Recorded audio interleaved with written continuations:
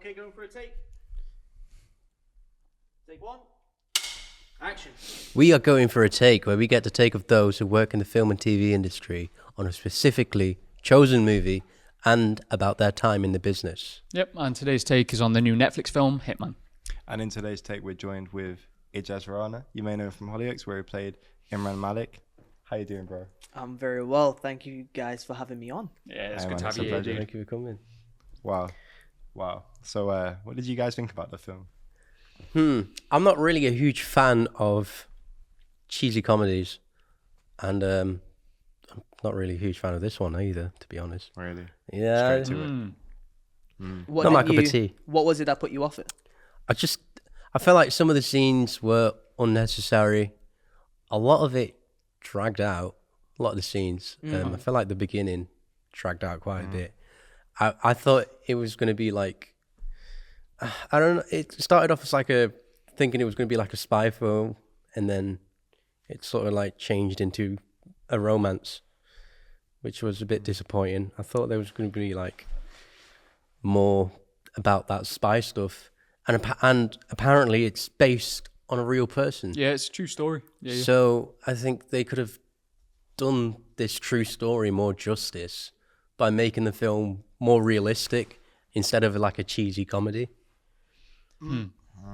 I disagree, because I felt like the comedy is what made it interesting to watch, because you could, like, a hitman, as it like references in the film, are they real? Like, the question in the film for me is, it's the irony of a hitman. It's this serious thing of, oh yeah, you're gonna hire someone to kill someone for you, but in the film it's like, all the hitmen are just like undercover cops. In the movie, it goes that hitmen aren't real. Yeah. Straight off the bat, it says hitmen aren't real. So it's defying like all the stereotypes around hitmen, which are actually a massive pop culture in Hollywood. Like, hitmen are a big thing. Like, if you look at our best movies, there are so many that's based on hitmen.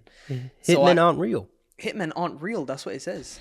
and that's why I think it's Surely good that there's it's a comedy. people Well, that like contract are to on, kill. like, that are on like the black market, like the dark web, who are like would pay other people to have someone killed. Well, this is the thing. It's straight Really? off the bat in the movie. It says hitmen aren't real. Really? Yeah, straight Wow. off. But do you reckon they could be real now because of the culture that movies have created them? I think there's always been contract to kill people Yeah. out there. Like, not We're playing not video official. games. They must be, yeah. Yeah, like not RPGs. officially, but I think it has become this pop culture thing where it's a normal thing. It's not a normal thing at all, but that's what the movie is saying, that actually this is what the real thing is. I liked aspects of the movie. I think it was heavily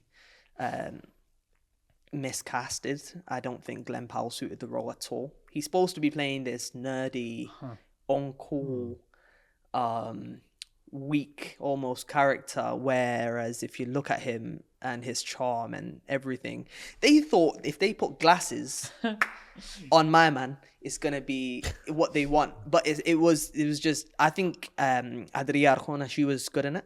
I think I she really was liked great her. in it, very like seductive and charming and also manipulative. And their chemistry as well, though. I like their chemistry was great. Chemistry was really Chemistry good. was great.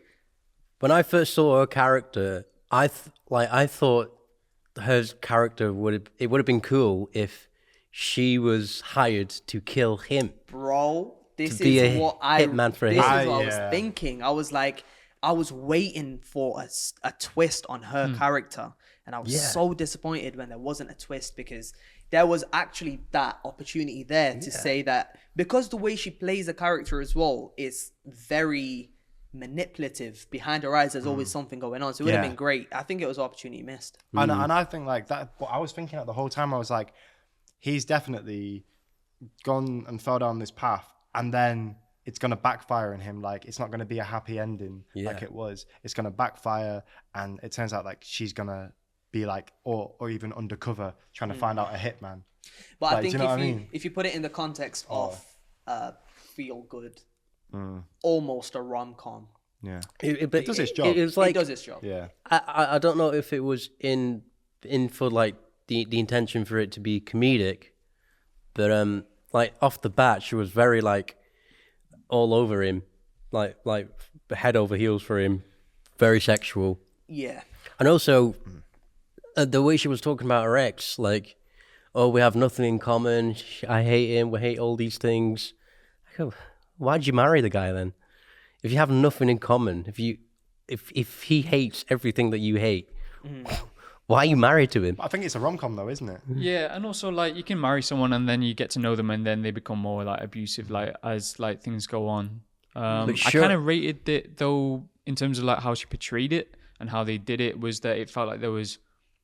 I still didn't really fully like understand whether she was this sort of manipulative, like femme fatale kind of vibe, or whether there was like a innocence and a need for like some security there.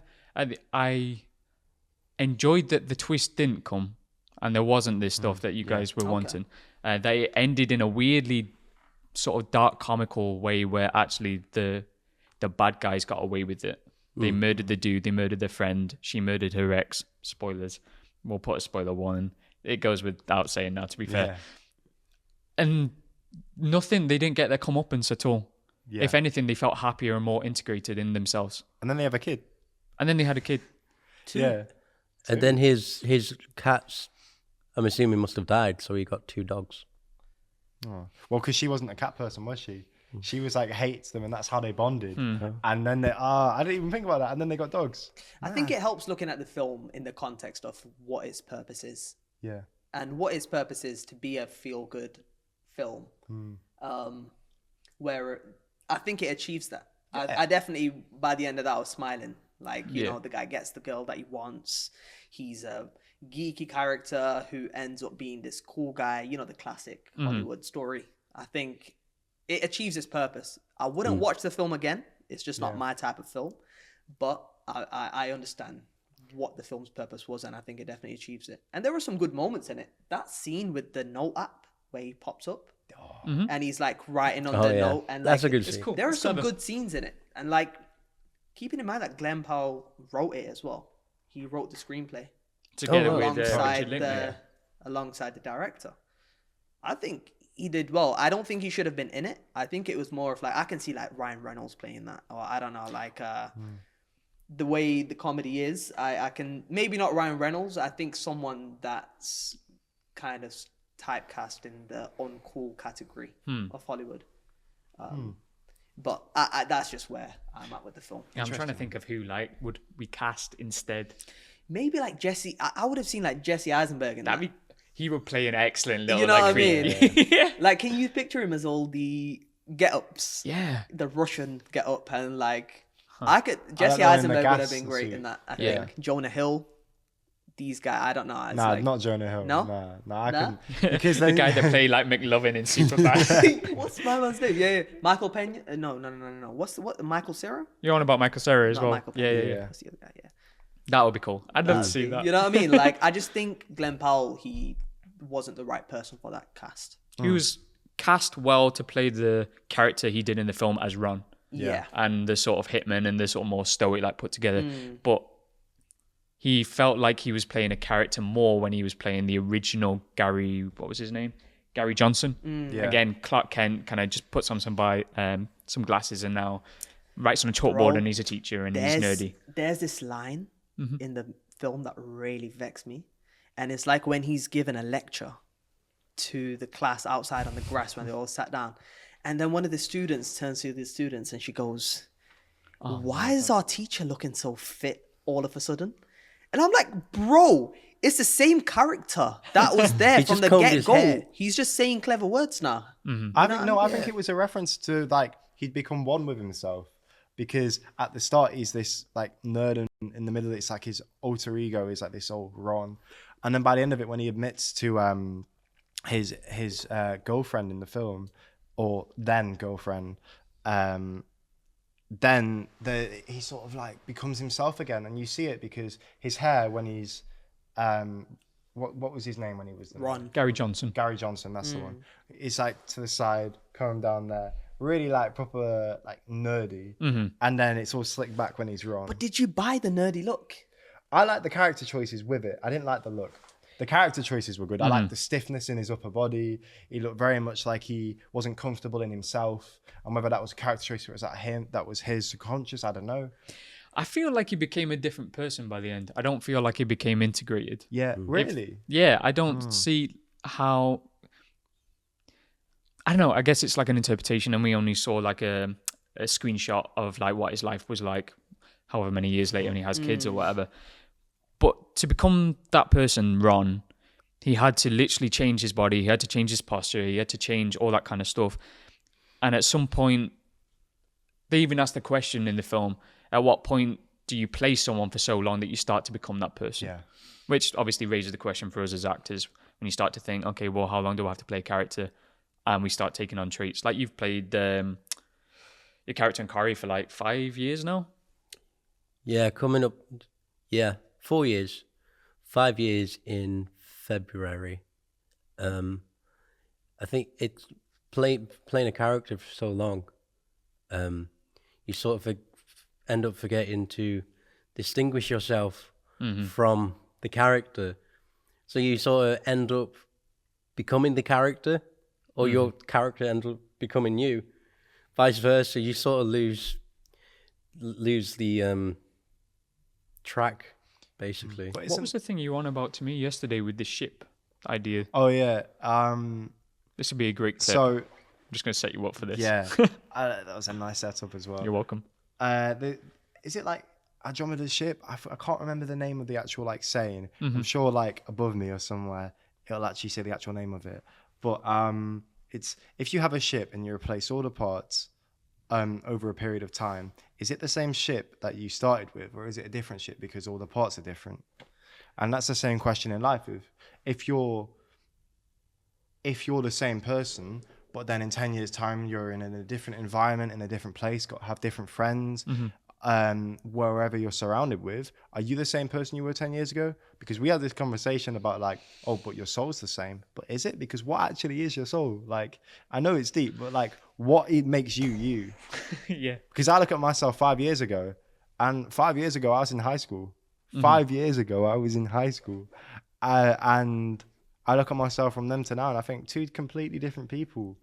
But I'm still Ben. I'm still the same guy, but it's almost like two different people. It's crazy. What do you guys think on that? So we are our consciousness, and our consciousness is made up of our environment, our experiences, and how we choose to react to those things. I think that's what makes us essentially who we are. What do you reckon, dude?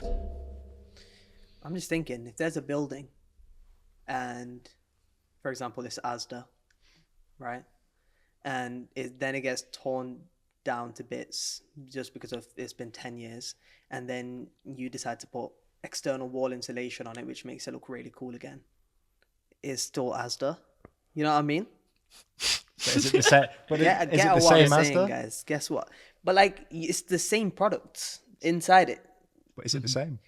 But this is the paradox, though. Is it the same? Because then it's a tough one. This is why it's a good conversation. Yeah. It's a tough one. Yeah. It kind of relates to the film as well, because he talks about some like Carl Jung stuff. We were chatting about it before, like the id and the superego, and then the ego as well. And if you look at it, it's like is that Jung? It might be Freud.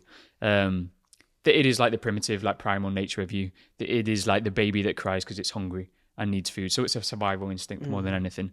And then the superego is like everything you get taught, morals, what is acceptable and unacceptable. So what you were saying in terms of like your conscience, almost the conscience is more the superego stuff that we get taught, which then raises the question of like how much stuff is morals is just something that we're born with or whatever. But that's like a whole different podcast. Someone else can like deal with nature that. versus nurture kind of thing. A little bit, yeah, exactly. You got this primitive aspect, and then you got this social obligation of like what is okay in society to do, and then you have the ego between them, which basically is like this mediator between, okay, like you sat in the podcast, but really you need to go to the toilet or whatever. That's the id being like, hey, you need to go to the loo. The superego is like, can't leave the podcast right now. So, no, the superego is like, can't leave the podcast right now. Ego goes, I'll wait until the next cut and then I'll go. And then you wee yourself. That's kind of why. And then you yourself. And That's if you have no super ego, you just go, cool. here and now. Oh, you kind of what I'm you going got through hold right now. Yeah. Yeah, Oh Yeah. yeah, I can see. that's kind of what I'm going through. It's mad. Water in the plants. If only they were real, bro. Yeah, I really like how the film talks about how his character is that sort of lecturer in the uni, and how he talks about all that stuff, and he uses that to implement into his work and create his characters and whatnot. And I would have liked to have seen more about that. You know, I was a huge fan of this Netflix show Mindhunter. Yeah. You know, when the CIA first started studying psychology, and understand what makes a psychopath and why people do the things they do, and for this movie to be based on a real person who also sort of studied psychology for his like policing work, I would have liked to have seen a similar vibe to that show for this film. Do you know what though? I feel like even though we're like deep in it, it's a rom-com. This is what I was just thinking. I think this film isn't made to be picked apart. Exactly. I think it's got plot holes, and I think it's made to work for the purpose of the film, which is a feel-good rom-com / action. And I think because we are picking it apart, we're finding out things that the first time, and especially because we all watched it because we knew we were going to talk about it as well. Yeah, true. We've seen it from a different light compared to a couple watching it on a sofa. You know what I mean? Like it's I don't think it's a film that's made to be picked apart. Exactly. You don't watch The Hangover and then pick it apart and be like, oh, because you'll find plot holes in it. Yeah. And I think for me, this film did its purpose, which is to make you laugh and have a good time, and I really enjoyed it. I'm not a fan of rom-coms. There are certain rom-coms and comedies which I do like, but this film did its job for me to make me laugh. I thought it was quite funny, and I thought even though Glen Powell, when he was the nerd, I don't think it was necessarily the greatest work that he's done. I thought it was good, but I preferred it when it was his ego Ron, because there was more danger to his work there. But I don't think overall it was like a film that will go down in history. But then again, I think it was a perfect example for him to showcase his different portrayals of different versions of characters and whatnot. That's a good point. Yeah. just go watch. Definitely like showcased his like acting his range. Yeah. I saw something about how he'd been reading like books on body language and stuff to sort of like be able to integrate those different like facets in a way. But again, it's a rom-com, so it's more caricatural, if that's the correct word. If you want to watch a film like that, just go watch Split. Yeah. You know what I'm saying? Oh, that's how you do that stuff, man. This is a comedy version of Split. That's yeah. I guess to wrap up, any final thoughts on the film? I think again, feel good film. It's a Netflix classic. It hit #1 for a reason. People obviously enjoy it. Again, it's not a film that needs to be picked apart. I think see it for what it is. But I definitely recommend watching it just so you kind of can make your own opinion of things, because I've spoken to people about it who have really enjoyed it, and then again they didn't watch it for a podcast. You know what I mean? They watched it just because it was a film to watch, and they just forgot about it. What about you guys? I would, if they made a part 2, I think would be pretty interesting with them now. Sort of, I mean, she's pretty much killed 2 people now, and he's killed someone as well. And with their kid as well, I'd like to see if they carry on killing people, or if they become like a pair of psychopaths. That's quite dark. I mean, I liked it. I liked the arc with it. I think it did its job. It made me laugh. And what I liked in particular was he basically did become a hitman, because by the end of the film, he'd killed someone over her, and that was what he was asked to do from her in the first place, was to kill someone for her. So we basically did that, and the contract it wasn't written, we'll put it that way. But this was the part for him, because she watched him. She's the one that drugged him. You know Jasper, Yeah. Jasper. Jasper. Shout out to my man, by the way. He was great in that film. yeah, I thought he was really good in that. He was Yeah. really, you know, we learn like provocation. He was great at it. Yeah, he was good. He's great. She's the one that drugged him, but he's the one that bagged him. So he's the one that ultimately killed him. Yeah. This was another thing. I was like watching it, saying that she's setting him up for this. She's setting him up to kill him because he's the one that puts the bag. But then it never happened. But They just lived that's happily ever after. why I thought she was undercover. This is what I'm saying. I was like, maybe this is- she's the undercover it's one the as well. perfect And it's setup. all Yeah. parallel. Yeah, but anyway, Yeah, sorry. It's But all yeah. opportunity, but Missed opportunity. overall, I thought it was really good. Did its job. Matt, what did you think? It was decent. I had some like fun watching it. I was absolutely shattered after a day filming, and I was like, okay, it was enjoyable to watch, and it linked into some. I didn't realize Richard Linklater had done School of Rock, Yeah, and he's also done Yeah. Boyhood. And He's done a lot. I watched Before Sunrise recently for the first time. Before Sunset, Before Sunrise, whichever the first one is.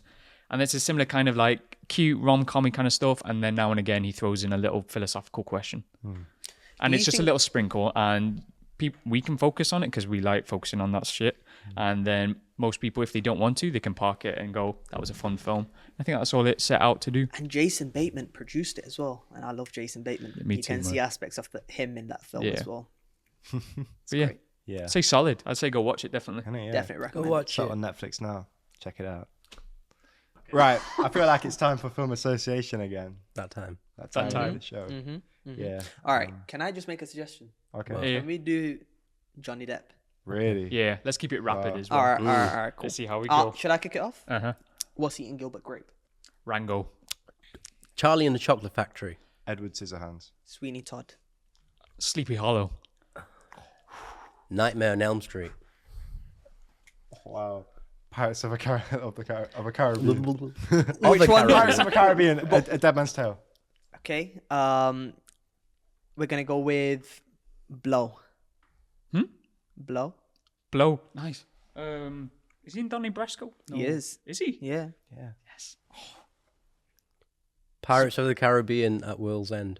Pirates of the Caribbean on Stranger Tides. They're playing the easy game, man. That's bro. You Yeah, guys, man. no. I'm disappointed Come in on. you guys. Strategic. Okay.